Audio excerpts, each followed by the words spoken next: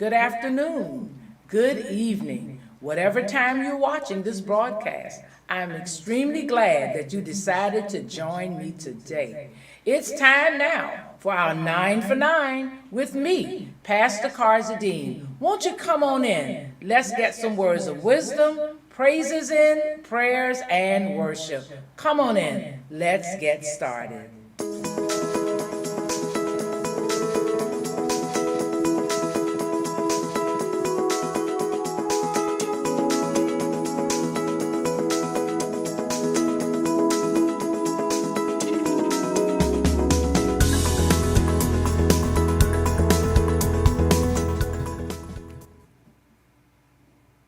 Good morning, good morning, good morning.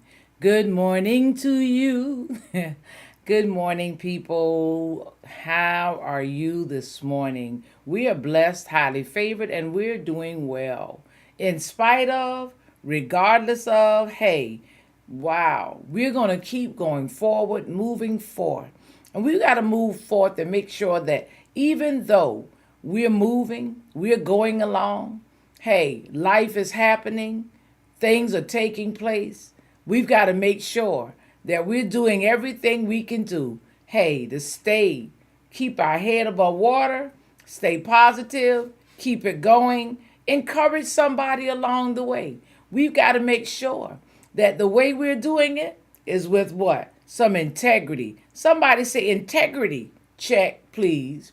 Integrity. Check, please. You know that can have so many different meanings. Integrity. What are we talking about? This thing, integrity. Hey, we know what integrity is. Wow. We make sure that we have integrity, that we have honesty, that we can be trusted.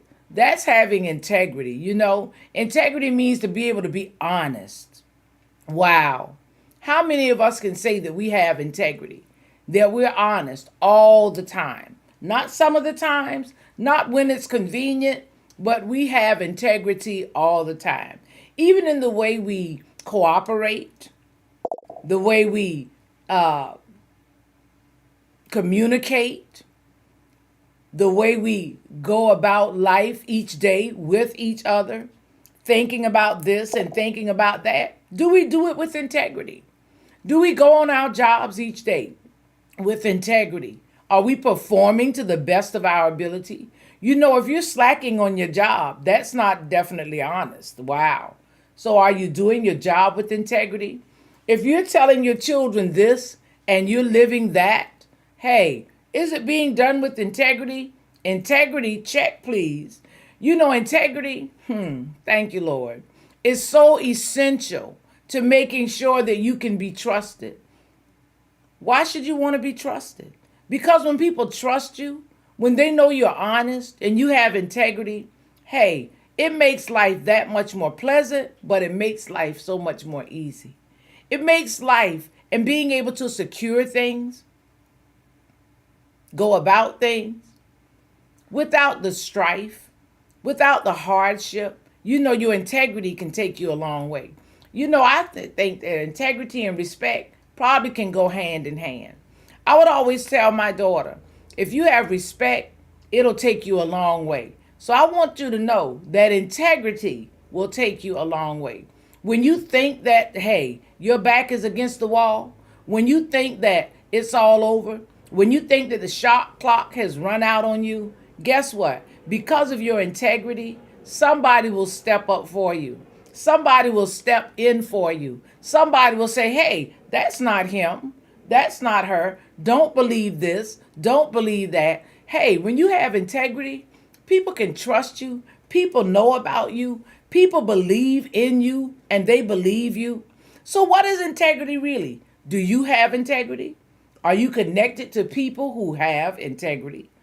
Wow. What does it mean if you lack this thing called integrity? It simply means that you can't be trusted. You see, when you have integrity, people can trust you. People believe in you. They believe the thoughts and ideas that you have. They believe you when you say something, that your word is your bond. Hey, when you have integrity, are you someone that others believe in? Listen, are you someone others believe when you open your mouth? Or do people hear your name and cringe? Or do they smile? You know, when you have integrity and people hear something about you, if it's good, they know it's good. If it's not so good, they hesitate really quick and they say, hey, no, that's not him. That's not her. Integrity check, please. So, what is this? Hey, where do we hear check, please? When we're at restaurants and we're out eating and we're done, the meal is over, we might say, check, please. So, this morning I say, integrity check, please. Are you done or are you going forward? Will the meal continue or will it halt right here? You know, many times we can think about our integrity when we're in restaurants. We'll ask for the check sometimes because we've not enjoyed the meal so much. We may not have enjoyed the service so much. And it's the way we ask for the check. You know, if you've had a bad experience, when you ask for that check, I don't know if they're going to be able to see your integrity or understand that you are a person of integrity. Check, please. Can I please have my check? You know, sometimes when we're using the word please, it's not always with the best intentions. And so then our integrity lacks at that point. So when you're thinking about having a bad experience in any situation, whether it's in a restaurant or in a mall, let's say you're in a store, let's say you're in traffic and you have a bad experience, can you please get out of my way? You know, we have this thing about using the word please in not a so pleasant way. You know, please is supposed to be like, please, can you, will you? But hey, we can use that thing in such a demanding way sometimes. It causes people to think about our integrity. The way of asking for the check, the way of using the word please, the way of getting someone to do something for you. Hey, you got to use integrity. Because when you have integrity, you go about it in a way that people can trust you, that people can feel comfortable around you. Oh my goodness. Some of us don't even leave with integrity. You know, when we've had that bad experience in that restaurant, we go out flailing and making a scene.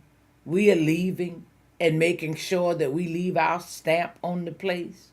Hey, so I have a question for you. When you've had a good experience, do you take the time to stop at the counter? You know, when you have that bad experience, I want to see the manager. We demand to see someone in charge. And if the manager, well, give me corporate's number. But I have to ask you, with integrity, when you've had a really good experience, a waitress, a waiter, a server who has waited on you, made sure your water cup stayed filled, made sure your drink didn't run out, made sure that they came back to ask, hey, is everything okay? How's it going? Do you stop at the counter with integrity and say, hey, I just want to bring your attention. Can I see the manager, please? I want to bring your attention to my server. He or she was wonderful. They took time with us. So I want you to think about that. That thing called integrity builds trust. And what you've done is you've caused that manager to trust that great server even more. You see, we can show integrity in good situations, but we really need to show integrity when it's not so good because it says a lot about who we are. Listen, before I go, I just want to bring your minds to Psalms 15. I want you to make sure you go and you read that. There is something in there that says, and there's a question in the first psalm, in that first verse. And it asks, Lord, who may dwell in your sacred tent? Who may live on your holy mountain? And the response is, the one whose walk is blameless, who does what is righteous, who speaks the truth from their heart, whose tongue utters no slander, who does no wrong to a neighbor, and casts no slur on others. Hey, integrity check, please. Do you have your integrity in check today? We're going to come back to this again. But integrity check, please. Hey, maybe you can gleam and shine today with much, much, much integrity. Wherever you are, whatever the situation or circumstance. But I'm going to tell you, if you start your day off by joining me in a cup of this thing right here, this positivity, you'll be able to gleam and shine with much integrity. God bless, and I'll see you next time.